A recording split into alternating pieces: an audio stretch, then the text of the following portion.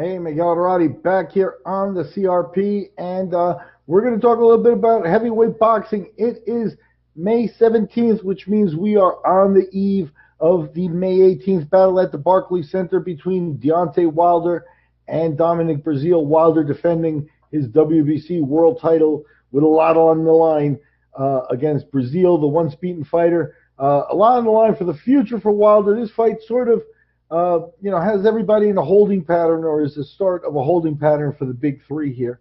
The reason I'm bringing this up in the podcast is I want to bring up Wilder's actions and rhetoric in the build-up here. Now, Wilder's started to be more and more bombastic, as we've gotten to know him. He's now in his 9th title defense, so at this point, he's not just from Alabama anymore kind of thing. I thought he was kind of a cool, kind of quaint, like Southerner kind of persona, which, I don't have any problem with.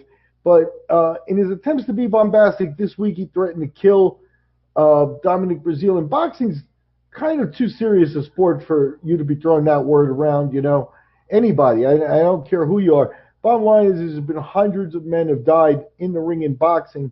Have died because of the consequences of a boxing match. So to take it a little frivolously, even just to build the fight and threaten it,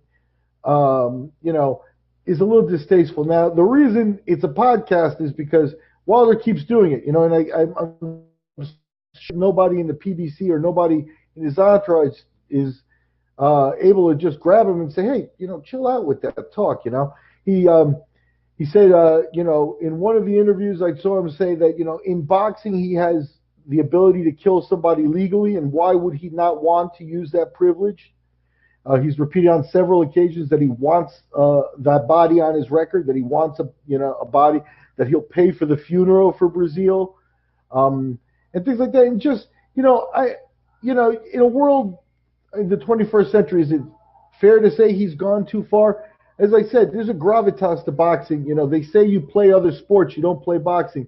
That gravitas is exactly this, that roughly 600-700 men have died since the 1880s doing just precisely this sport. So for it to be brought up the way Wilder has, even if he apologizes later, I think he should have apologized right away. At the weigh-ins today, he weighed in 224, a little bit heavier than about 10 pounds heavier than he did for his last fight. Breazeale, 255 and a quarter. So the difference is going to be there of about 30 pounds. And he was a little bit more contrite. The stare-off, very tense.